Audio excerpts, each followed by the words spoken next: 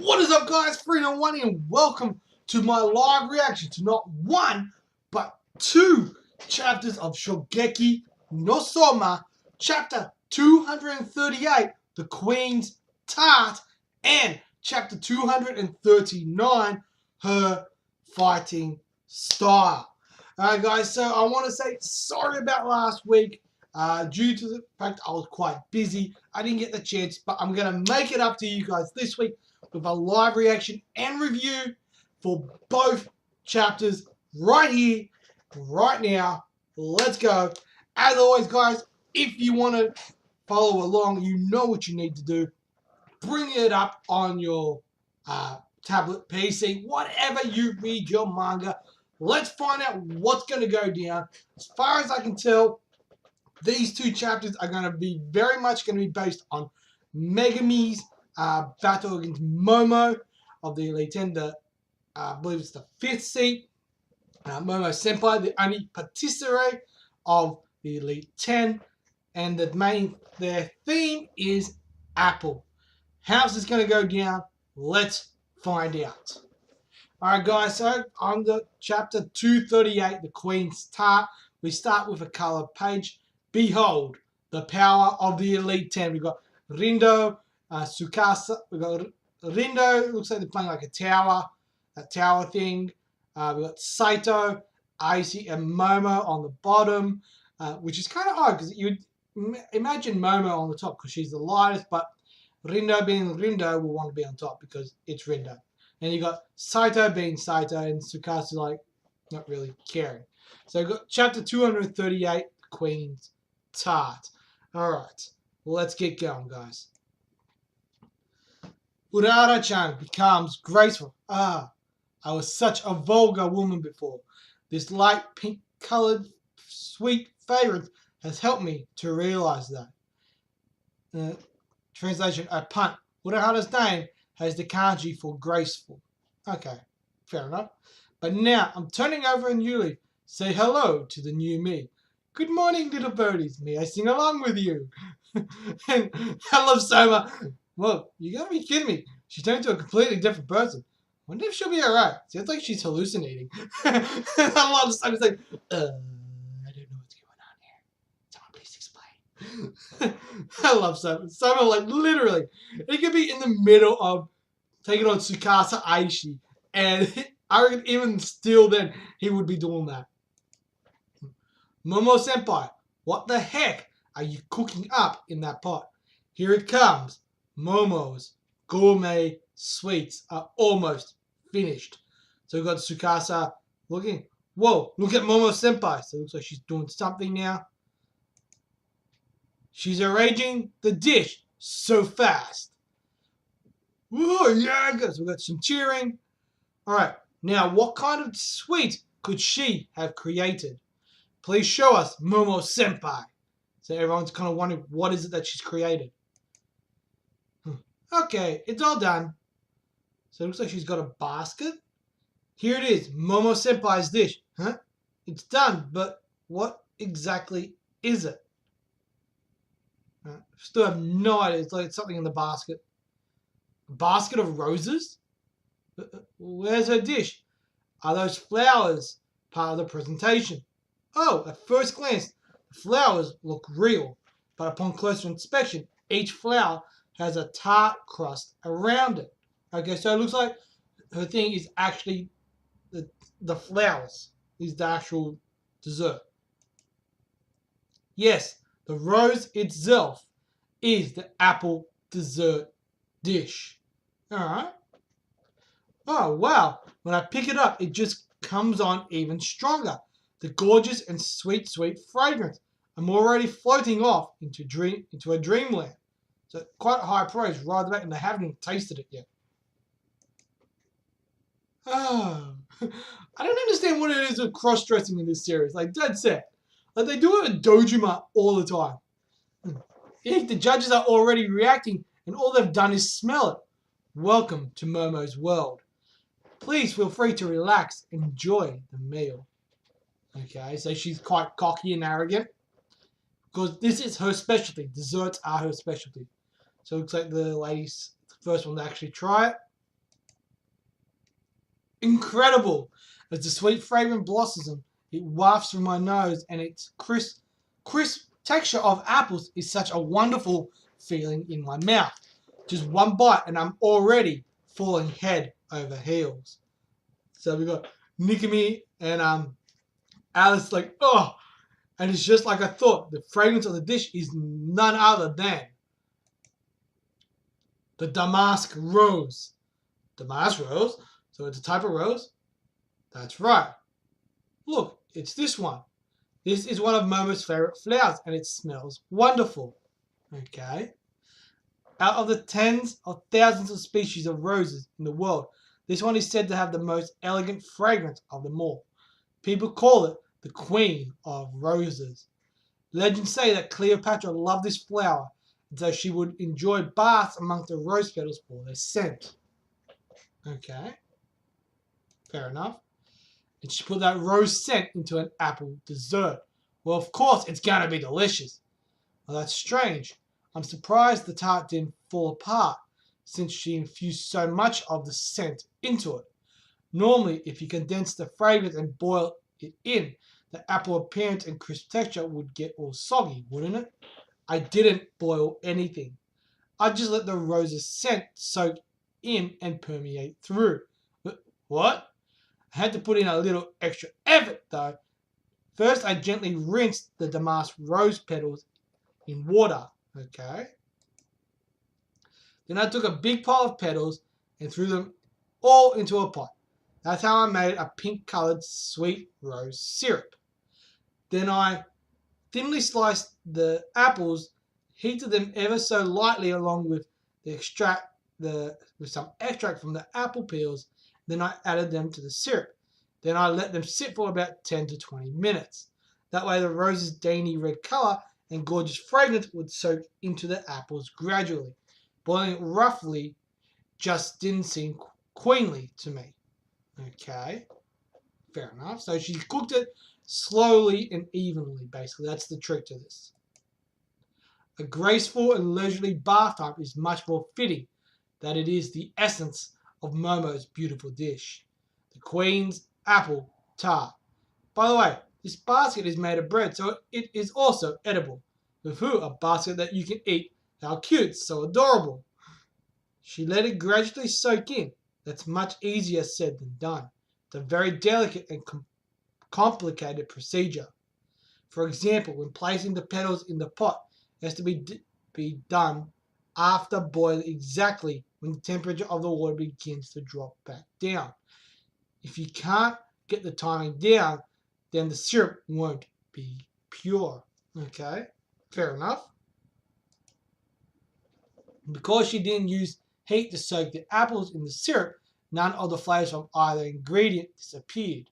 As a result, the apple's natural sweetness and refreshing sourness became the foundation for the dish. The condensed flavor extract from the apple peels was also perfectly brushed over the apples. This girl is willing to pull out all the stops as long as it's for the sake of a cute dish. And her sense of aesthetics extended all the way to the presentation, where she even put on an act. The tarts were tucked away as flowers in a basket carried by a young maiden. It's like a scene out of a book of fairy tales. Yes, and she herself suits the role as the resident of a fairy tale world. Okay, so when she serves this, it's not about just the dish, it's how she serves it, everything, the aura, everything she presents goes into that dish. Okay, and she basically suits fairy tales and stuff like that. For she is a fairy godmother, casting her magic upon ordinary ingredients and turning them into a beautiful and delicious princess. Okay, anyone who takes a bite of her delicious sweets. So make this a bit bigger. Sorry, guys. Transforms into a denizen of the land of dreams. So we got each of the judges have been turned into pixies. Whoa! Even Miss Anne started acting more gracefully, though she was like that to begin with. And they started having a tea party. So they're with Urahara-chan. Our hearts have been charmed by the full allure of her world. Can there really be a dish greater than this? So we've got Soma there in the little panel there. Tadokoro. So he's looking at Megumi. I'm going to give this match my all. I went through Nakiri-san's Hokkaido lectures, went through practice battles with everyone. I had help Soma-kun and Takumi-kun with our plans. And I was taught personally by Coach Shinomiya. Come on, move, right, left. So we got Shinomiya. Because we know Shinomiya, he's a former first seat. And, one of probably the best first seats that was around. Just skimping on the footwork. Forward. Yes, coach. Get around there. Is that all you've got? Don't stand there like a tree. Get in there. Yes, coach. It's time. This is a real match. Now get out there. Okay. Oh, look at that. I love that picture. It's like Megumi's like, yeah, don't worry. And we got Shinomiya is like, yeah, man. She's got this. I love it. All right. So we've got Megumi. She's ready to go.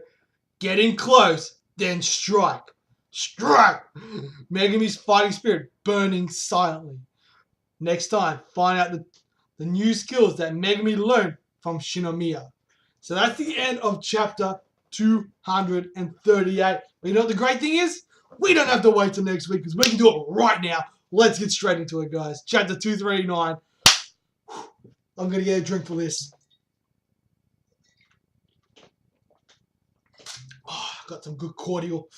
What's cordial? It's basically flavored water. All right.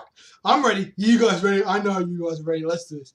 All right. So we've got Tadoko Megumi versus Moma. We're just going to stick with Moma because I'm going to completely, totally butcher her name, the first name. So we're going to just stick with Moma Senpai. All right. Grilling looks good. All finished. Please watch over me, coach. I'll show you the results of that tough training you gave me. Will Megumi's dish match up with Momo's Shogeki no Soma? This is chapter 239, her fighting style. Alright. I'll give it my all. Now, on to the tasting. Chapter 239, her fighting style. Thank you for your patience. Here is my dish. So we got Momo like, whatever, she doesn't care. So she's serving her dish. Momo Senpai's dish was flashy and flowery. We need a dish with impact to match up. Hit him with it, Tadoko. What did she make? So we all want to know what she made. Dorayaki.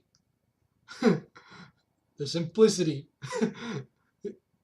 It suits her style. So I was like, huh? So we got Yuki like, it suits her style. And everyone's like, duh. And so I was like, huh? So I was like, what's going on? I don't get it.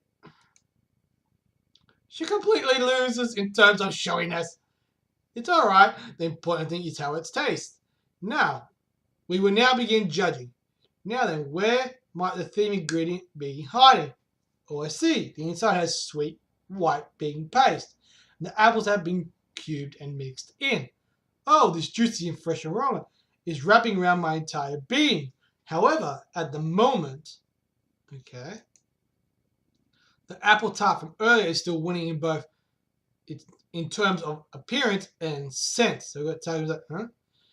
Ho. Dorayaki, huh? A dish that's been passed down for about 800 years in Japan. But some sources say that this idea of slapping two pieces of castella together was actually inspired by the West pancakes. Culturally, it's very intriguing. Now then, let's have a taste. All right, I forgot. You're into that sort of thing. So you've bitten into it. So we've got the first judge taking a bite. So they're basically saying, so far, Momo's winning because the visual appeal and everything about her dish was had so much more wow factor than what this does. So they're tasting. Where's the matter, Histore? What? He's like, oh! They're like, what's going on? So he's tried it. The Castella cakes caresses my lips as smooth as silk. It was made with Japanese refined sugar, honey, and tofu, and the sweet bean paste just melts on my tongue. So viscous yet so light. Its soft flavour sends an aroma wafting to my airways. With every bite, slight bits of apple give slight bursts of acidity, like fireworks in my mouth. Okay? This delicious taste fills my mouth and spreads the joy straight to my brain. A soft and mellow flavour that rises above the norm. Wow! It appears that the judges have been stricken with ecstasy. It raises the question, how was a dish of this caliber created exactly? The greatest secret lies within the dough. Okay? So it looks like Histore's come across it. It was apple butter. Apple butter? Uh-huh. So you got Mo's like, uh-huh. As the name suggests, it's made with melted butter, added to a pot of grated apples, lemon, and lemon juice, sugar.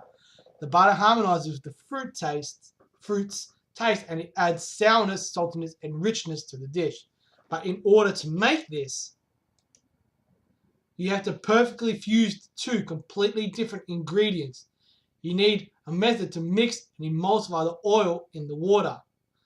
Even a professional finds it difficult to produce such a smooth and glossy texture without breaking things down at a minuscule level. That's why a special method must be used. Yes, I use puree monte. I also use it in the sauce. It's a method used in French cuisine. Oh, so she learned this from Shinomiya. A shokugeki where you don't know the theme ingredient. The key to winning lies in divining the true deliciousness flavor in each of the ingredients in an instant. And then you put all of those together in such a way that you make a high quality dish. You just need knowledge and skill. What I'm about to teach you now is a skill for that purpose. Puree monte. But whether you can master this before the match, that's all up to you. I'll do it. Please teach me, coach. Too slow, airhead. It's started separating already. Alright, so this is where it's a flashback to her actually learning this. Gently rocking the pot after you take it away from the heat. Hey, some of the liquid hasn't boiled yet. How many times do I have to tell you, be quicker? Blockhead. Yes, I guess I really can. Coach, one more time, please. Okay, sheesh. Out of all the people I've taught the basics to, honestly, your blockheadedness is just on another level. I love it because even Soma's there. That's awesome. Still, you may be a blockhead, but you're no idiot. So that's still some pretty high praise there from Shinomiya. Because of her humble manner, I would never have even guessed this delectable taste is absolutely moving my heart, pounding like a drum. It's a quality dish that exemplifies the spirit of her individual fighting style. Apples and butter, boxer and trainer. A creation born from the harmonization of two completely different entities. He's like, huh? So he's realized something with that apple. A punch packed with double the power. And Megan's like, what? Yeah, fucking yeah, Mega Me. I love Mega Me, man. She's like one of my favorite characters. I thought the match was going to be one-sided, but I'm convinced my prediction was completely wrong. However, I still don't think this matches up to the fine aroma and sweetness displayed with Akaneka, with Momo's dessert. I'm not even going to attempt her name. I'm sorry, guys. I'm going to butcher it. Seriously? Mega Me. So I got Yuki just like, nah. Okay, so what's going on? Those eyes. She hasn't given up yet. Her eyes show determination and resolution. What more could there be? Does this dish still have something more to it? This is... Dude, there's something else. There has to be. There has to be something else. Because I can't see Megumi getting defeated right now. Especially with Shinomiya as her coach, a former first seat chef. What is it? You know the thing that sucks now? I hate when I have to do more than one chapter in one hit because now I want the next chapter. Alright guys, so these two chapters were damn good. It was very much based on Momo versus Megami. The first chapter was all about Momo's dish, the queen's tart. It was everything. The sweetness, everything was with a performance and everything basically harmonized with her dish. So she had the queen tart, like she used a damask rose to give it fragrance as well as the apples to create a magical dish that basically felt like they were in a fairy tale. And that was pretty much it for that chapter, where this week's chapter, was based very much more on Megami, on her. We got a few flashbacks of her training with Shinomiya, as well as her dish was very plain in a dominaki. It was a dominaki with apple, but there's something else to it. The question is, what is it? We're going to have to wait till next week to find out, because at this moment, it's still seeming like that Momo has the win here. So we know we got one win out of this match. Takami's beating Aizen. I didn't see that going any other way but Takami winning. The question, this fight is going to be interesting. Momo versus Megami, because this could go either way. And then we got the Soma Saito match still to come after this. So I believe next week we're going to basically continue on with this match here. Basically them figuring out what this final thing is that elevates this dish a bit more, and then finding out what goes down and basically who wins overall. And then I think the week after that we'll move, and then we'll probably move into Soma's match against Saito. So overall, guys, these two chapters were really good. It's shown that Megami has definitely grown. She's a lot more confident compared to where she was at the start of the chapter. Not the chapter, the start of the series, where she was very much on the verge of being expelled. Hell, now she's up there and challenging the current 5th seat of the Council of 10.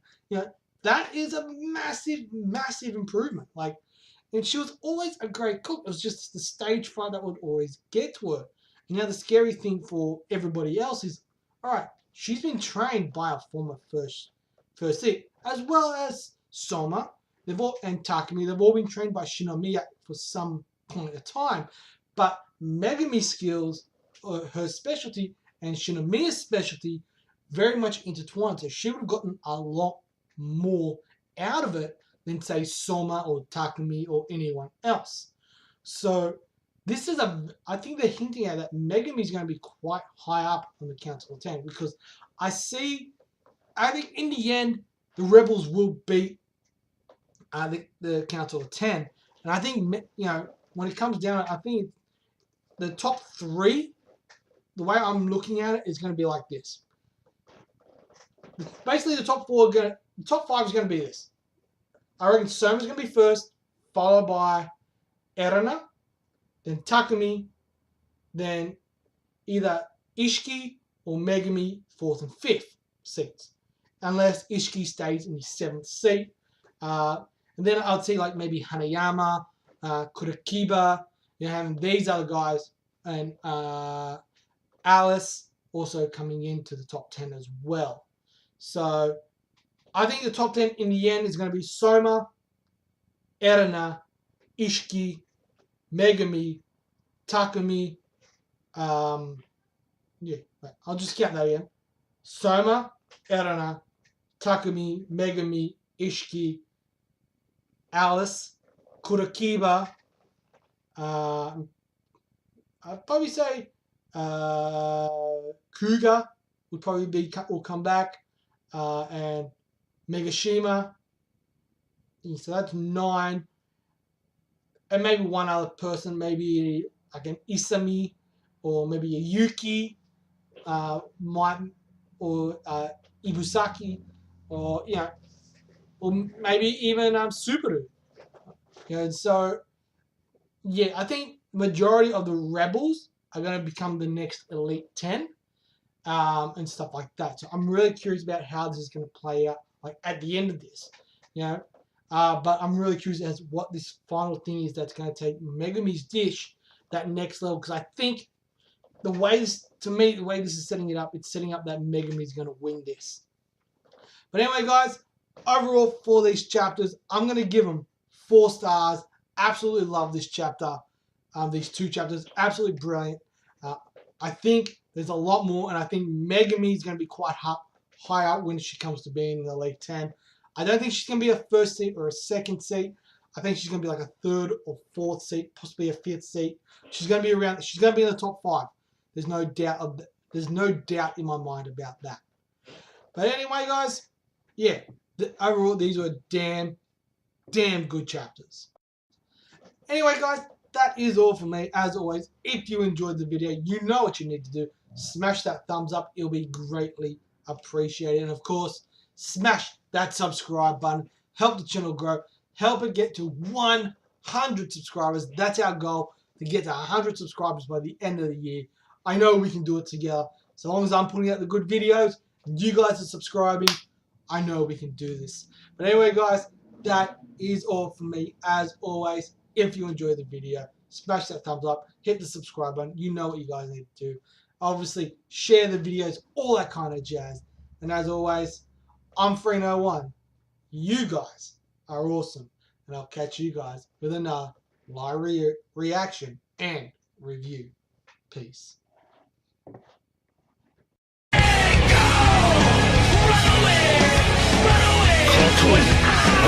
away!